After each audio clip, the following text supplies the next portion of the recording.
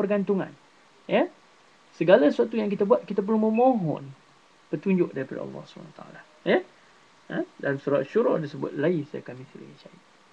Maksudnya tidak ada yang mungkin menyerupainya. Tak akan boleh sampai ke tahapnya. Ya.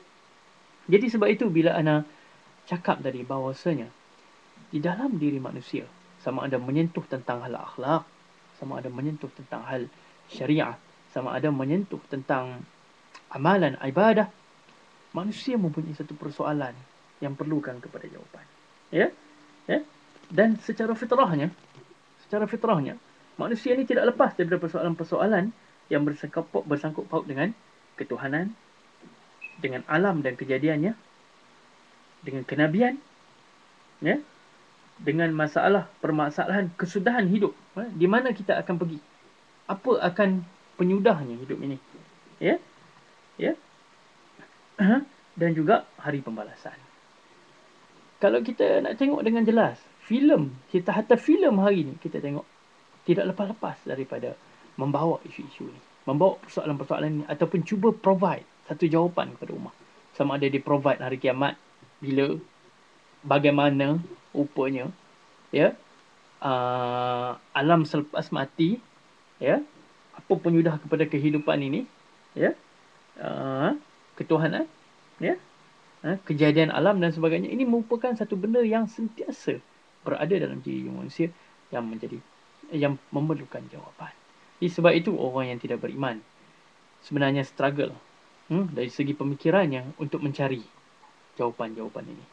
Dan sebagai seorang mukmin,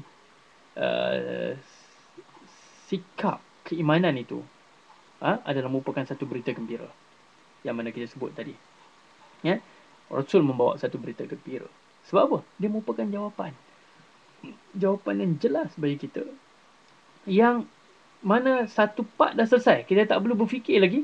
Cuma kita perlu berfikir bagaimana menjadikan jawapan kepada persoalan ini sebagai sesuatu yang dapat diamalkan, sebagai sesuatu yang boleh drive kita untuk menuju kepada Allah SWT, untuk menuju kepada kejelasan, kebahagiaan di dunia dan akhirat. Ya.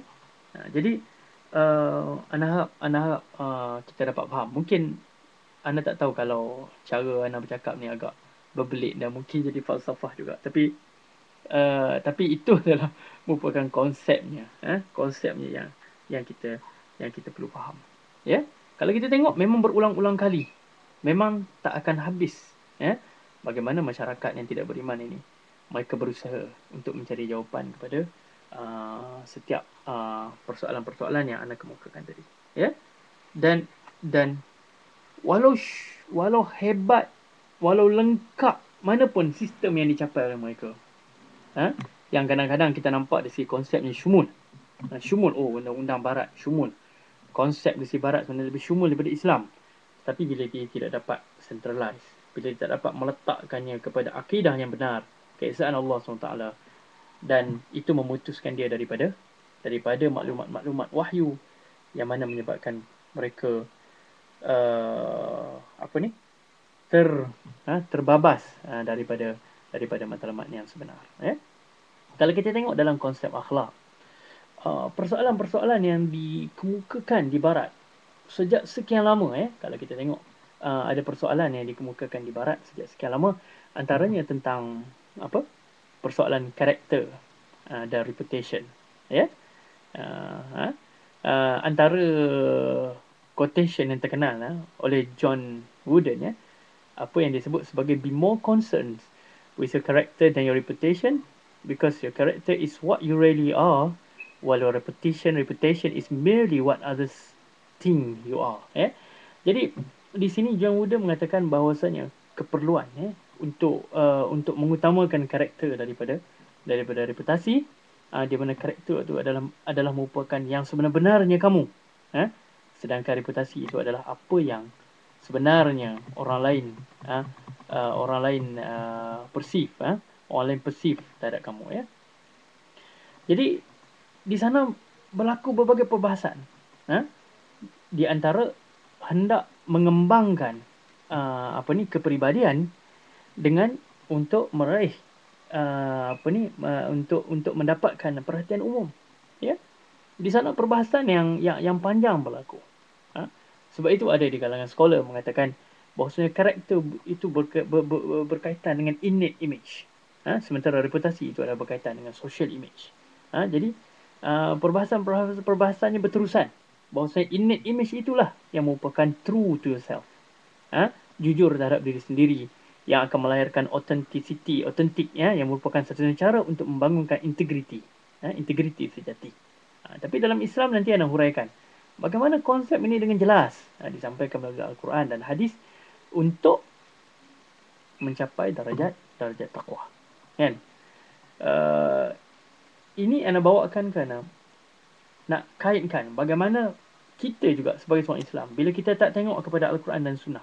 Maksudnya tadi, bila kita nak bawa, nak memahami kesyumulan Islam ni dan nak mengaitkan akhlak dengan akidah tadi, salah satunya, the only reference kita adalah mesti kembali kepada Al-Quran dan Sunnah.